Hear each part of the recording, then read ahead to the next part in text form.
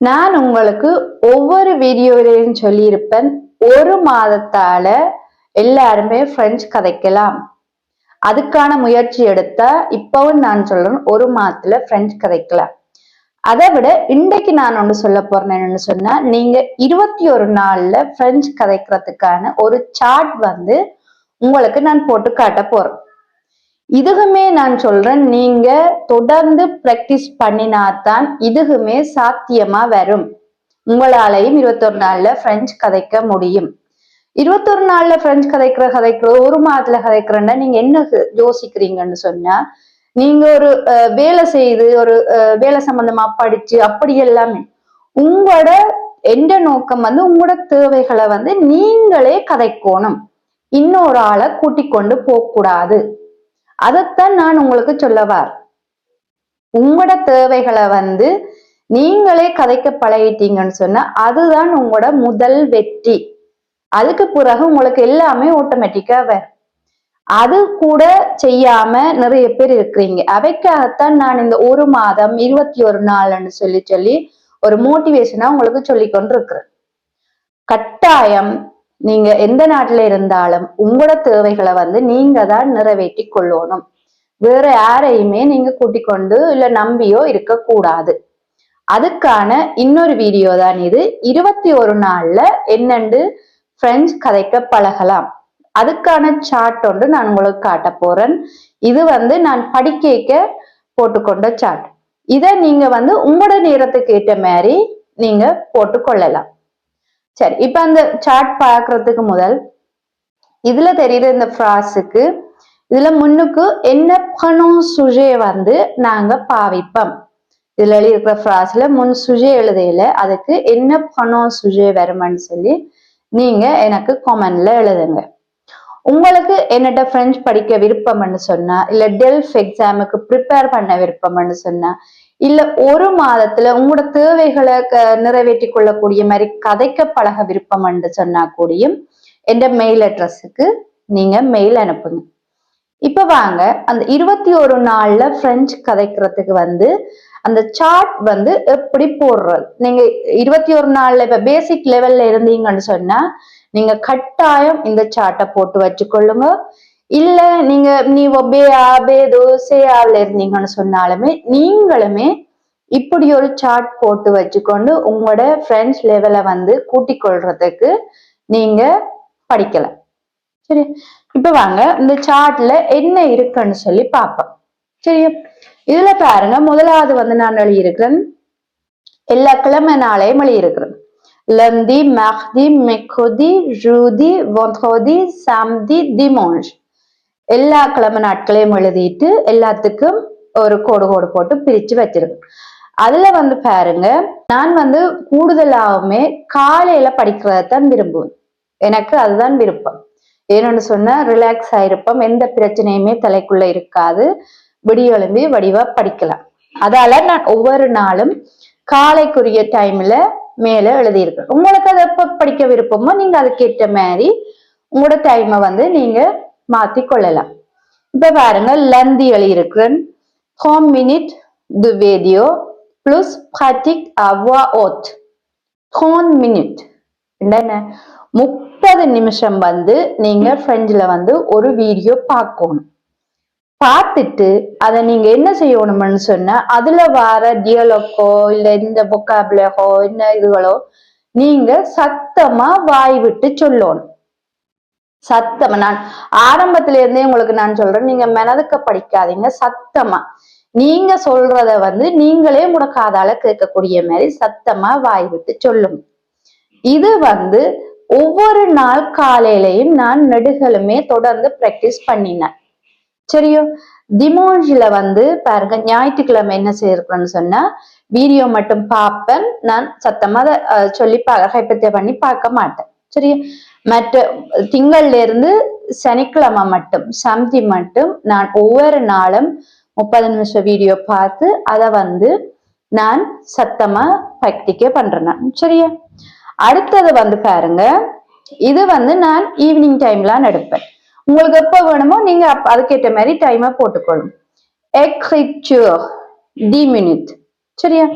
இது வந்து நான் லந்தில இருந்து vendredi மட்டும் எழுதி பார்க்கிறேன். இது என்னத்தை எழுதுறேன்னு நான் உங்களுக்கு சொன்னா, காலையில ஒரு 30 நிமிஷத்துக்கு வீடியோ பார்த்திருப்பேன். அதை வந்து நான் என் வாயால சத்தமா சொல்லியிருப்பேன். அதுல வந்து எனக்கு தெரியாத vocabulary இருக்கும். ஃப்ராஸ்கள் என்னென்று அது ஃபார்ம் ஆயிருக்குன்னு கூட தெரியாம அதை வந்து நான் என்ன செய்வேன், 10 நிமிஷத்துக்கு தெரியாத vocabulary வந்து நான் ஒரு ஸ்டிக்கி நோட்ல எழுதுவேன். ஒரு பேப்பர்லயா இருக்கட்டும், இல்ல ஒரு மட்டையிலயா, எதுல என்னாலும் நீங்களுமே எழுதி வச்சுக்கொள்ளுங்க. உங்களுக்கு தெரியாத ஒரு சொல்லு அதுல எழுதி போட்டு மற்ற பக்கத்துக்கு அதோட மீனிங்க நீங்க தமிழ்லயோ இல்ல இங்கிலீஷ்லயோ எழுதி வைங்க. இப்படி நாங்க எழுத வந்து இது ஒரு ஃபிளாஷ் கார்ட் மாதிரி வந்துடும். சரி, இப்ப தெரியாத vocabulary வந்து நீங்க ஒரு 30 நிமிஷம் வீடியோல வந்து ஒரு 10-15 இருக்குன்னு வையுங்க. ஒரு நாளைக்கு நீங்க 15 vocabulary தெரிஞ்சு கொண்ட மாதிரியும் இருக்கும். அது மறக்காம இருக்கிறதுக்கு இப்ப நீங்க அதுல ஒரு மட்டையில எழுதி வச்சீங்கன்னு சொன்னா அது வந்து நாங்க திருப்பி ரிவிஷன் பண்றதுக்கு பிளாஷ் கார்டு மாதிரி ரெடி ஆயிடும். இப்ப நாங்க அதுக்காக நேரத்தை செலவழிச்சு பிளாஷ் கார்டு ரெடி பண்ண தேவையில்லை. நீங்க எழுதிக்கே முன்னுக்கு தெரியாத சொல்லையும் எழுதி பின்னுக்கு அதுல மீனிங்கையும் எழுதினீங்கன்னா அது பிளாஷ் கார்டு மாதிரி ரெடி ஆயிடும்.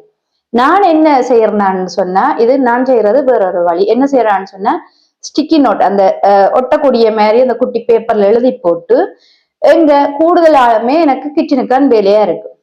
கிச்சன் ஃபுல்லா அதை வந்து ஒட்டி வச்சிருவேன்.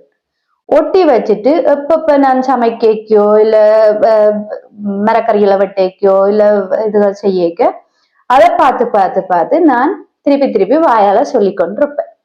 அதை என்ன செய்யும்னு சொன்னா, நாங்க திருப்பி அதை பார்த்து வாயால சொல்ல எங்களுக்கு ஆட்டோமேட்டிக்கா கையால எழுதுறதுக்கு வரும். மூளையில பதிஞ்சாத்தான் ஒன்று வாயால சொல்லவும் வரும், கையால எழுதவும் வரும். அப்ப இது இந்த மெத்தட் தான் நான் யூஸ் பண்றேன். உங்களுக்கு பிளாஷ் கார்ட் மெத்தட் விருப்பம்னு சொன்னா அதையுமே யூஸ் பண்ணலாம். இல்ல உங்களோட கண் படக்கூடிய தூரத்துல ஒட்டி போட்டு நீங்க ஒவ்வொரு நாளுமே அதை ப்ராக்டிஸ் பண்ணலாம். சரி, இது வந்து நான் லந்தில இருந்து vendredi மட்டும் செய்திருக்கிறேன். அடுத்தது என்ன எழுதியிருக்கேன்னு சொன்னா, இது வந்து écoute de vidéo en voiture en train en bus 20 minutes. இது என்னன்னு சொல்லி சொன்னா, இப்ப நீங்க வந்து வேலைக்கு போயிட்டு திரும்பி வரைக்கோ, இப்ப கார்லயோ இல்ல ட்ரெயின்ல இல்ல பஸ்ல வரைக்க, இல்ல இப்ப நீங்க எங்கேயாவது போகைக்குள்ள கூடியும் நீங்க என்ன செய்யலாம், ஏதாவது ஃப்ரெண்ட்ல கேட்டுக்கொண்டு போகலாம். பப்ளிக் டிரான்ஸ்போர்ட்ல இருந்து நாங்க சத்தமா சொல்லலாதானே, நீங்க 20 நிமிஷத்துக்கு கேட்டுக்கொண்டு போகணும். சரி, இப்ப பாருங்க, ஒரு நாள்லயே வந்து நாங்க என்ன செய்யறோம், கதைக்கிறதுக்கு பழகிறோம், எழுதுறதுக்கு பழகிறோம், அதே மாதிரி லிசனிங் கேட்கறதுக்கு கூட பழகிறோம். இது வந்து நான் வந்து என்ன செய்வேன்னு சொன்னா, திங்கள்ல இருந்து வெள்ளி மட்டும் இதை நான் செய்வேன். பிரெஞ்சுல என்னவாகுது. ஆனா முக்கியமா நீங்க என்ன செய்யணும்னு சொன்னா, இதை கேட்க உங்களுக்கு பிடிச்ச சுஜே எது உங்களுக்கு பிடிக்குதோ, இப்ப உங்களுக்கு சமையல் சம்பந்தமா பிடிக்கும், இல்ல ஸ்போர்ட்ஸ் சம்பந்தமா பிடிக்கும், இல்ல உங்களுக்கு பொலிட்டிக் தான் பிடிக்கும், எதண்டான உங்களுக்கு விரும்பின சுஜையத்தான் நீங்க கேட்கணும். விருப்பம் இல்லாம கேட்டீங்கன்னு சொன்னா அது உங்களுக்கு இன்ட்ரெஸ்ட் இருக்காம எரிச்சலா இருக்குன்னு கேட்க. எதையுமே உங்களுக்கு விரும்பின சுஜைய முதல் ஆரம்பத்துல இருந்து உங்களோட நீவோக்கு ஏற்ற மாதிரி கஷ்டமா இல்லாம கொஞ்சம் ஈஸியா விளங்கக்கூடிய அளவுக்கு நீங்க கேட்டு பழகுங்க. இப்ப வாங்க, இது வந்து நான் லந்தில இருந்து vendredi மட்டும் செய்யற ஒரு விஷயம். இதை வந்து நீங்க உங்களுக்கு ஏற்ற மாதிரியே நீங்க உங்களோட டைமுக்கு ஏற்ற மாதிரி மாத்தி போட்டுக்கொள்ளலாம். அடுத்தது வந்து என்ன சொல்ல போறோம்னு சொன்னா, samedi dimanche. சரி, அது காலையில நான் வந்து அதே வேலையை தான் செய்வேன். 30 நிமிஷம் இது வீடியோ பாக்குறதும் பிராக்டிஸ் பண்றதும். samedi dimanche வந்து வீடியோ மட்டும் பார்ப்பேன். மதியம் என்ன செய்வேன்னு சொன்னா, appel WhatsApp avec un ami français 30 minutes. இது என்ன செய்வேன்னு சொன்னா, உங்களுக்கு கட்டாயம் பிரெஞ்சு கதைக்கக்கூடிய ஃப்ரெண்ட்ஸ் கட்டாயம் ஒரு ஆளாவது இருந்தாகும். அது வந்து இப்ப பிரான்ஸ்லயோ சுவிஸ்லயோ பிறந்தாக்கள் இல்லாம வேற நாட்டுக்காரலா கூட இருக்கலாம். அவைகளுமே நல்லா பிரெஞ்சு கதைக்கக்கூடிய ஆக்கள் இருப்பீங்க. அவைக்கு நீங்க போனை போட்டு அவையோட நீங்க பிரெஞ்சுல கதைக்கணும். இப்ப சில வேளை இங்க நடந்த விஷயம், நீங்க என்ன சமைச்சீங்க, என்ன இருந்தீங்க, பிள்ளைகளோட என்ன செய்தீங்க, இல்ல வேலையில எதண்டான பிரெஞ்சுல சொல்லக்கூடிய மாதிரி இருக்கணும். அவை சொல்லிக்க வந்து நீங்களும் அதை கேட்கணும். ஏனென்றா இப்ப அவை சொல்லிக்க உங்களுக்கு அது விளங்கக்கூடிய மாதிரி இருக்கும். கட்டாயம் ஒரு ஃப்ரெண்டாவது உங்களுக்கு இருந்தாகணும். சரியா? இந்த வேலை நான் மதியம் ஒரு சாப்பிட்டுட்டு ஒரு 1:30 2 மணியை போல போன் பண்ணி நான் கதைப்பேன். அடுத்தது ஈவினிங் என்ன செய்வேன்னு சொன்னா samedi dimanche aller dehors parler avec des gens qui parlent français. என்ன செய்வேன், வெளியில போவேன். ஈவினிங்ல தவறாம samedi dimanche வெளியில போய் அங்க வெளியில யாரு ஃப்ரெண்ட்ஸ் கதைப்பினுமோ அவையோட கதைப்பேன். இந்த 2 நாள் வந்து நான் உங்களுக்கு ஏன் கட்டாயம் வெளியில போய் கதைங்கன்னு சொல்றேன்னு சொன்னா, நீங்க 5 நாளுமே வீட்டுல பிராக்டிஸ் பண்றீங்க. அதுல தெரியாத படிச்ச பிராஸ்களோ இல்ல படிச்ச வொக்காபுலரி அதை வந்து நீங்க வெளியில கட்டாயம் கதைச்சு பழகணும். அப்படி நீங்க கதைச்சீங்கன்னு சொன்னா தான் உங்களுக்கு கான்ஃபிடன்ஸ் வரும்.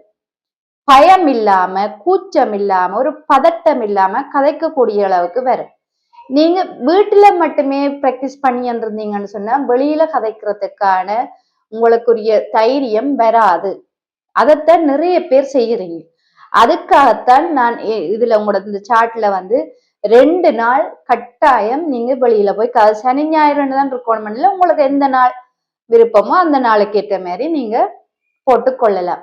ஆனா 7 நாள்ல கட்டாயம் 2 நாள் நீங்க வெளியில போய் கதைக்கிறதுக்குரிய டைமை வந்து நீங்க கொடுத்துருக்கணும். இந்த சார்ட்டை வந்து இப்படியே நீங்க உங்களோட டைமுக்கு ஏற்ற மாதிரி போட்டுட்டு இதே மாதிரி பிராக்டிஸ் பண்ணினீங்கன்னு சொன்னா உங்களாலையும் 21 நாள்ல வந்து ஃப்ரெண்ட்ஸை கதைக்கக்கூடிய மாதிரி இருக்கு. ஆனா நீங்க அதை என்ன செய்யணும்னு சொன்னா தொடர்ச்சியா செய்யணும். இன்றைக்கு செய்துட்டு இப்ப இன்றைக்கே இந்த வீடியோ பார்த்து சார்ட்டை போடுறீங்கன்னு சொன்னா நாளையில இருந்து ஒவ்வொரு நாளும் எண்ணி 21 நாள் நீங்க பிராக்டிஸ் பண்ணணும். நீங்க நாளைக்கு செய்துட்டு அடுத்த நாள் படிக்காம விட்டுட்டு அடுத்த நாள் படிச்சுட்டு அப்புறம் ஒரு கிழமை இந்த சார்ட்டை ஃபாலோ பண்ணிட்டு அப்புறம் அங்கால ஒரு கிழமை விட்டுட்டு அப்படி செய்தீங்கன்னு சொன்னா உங்களால பிரெஞ்சு கதைக்கவே இயலாது. நீங்க எதை செய்யறன்னு சொன்னாலும் தொடர்ச்சியா செய்து பாருங்க. அதுக்கான ரிசல்ட்டை வந்து நான் சொன்ன மாதிரி உங்களால காணக்கூடிய மாதிரி இருக்கும். என்ன ரிசல்ட்? உங்களால 21 நாள்ல பிரெஞ்சு கதைக்கக்கூடிய மாதிரி இருக்கு.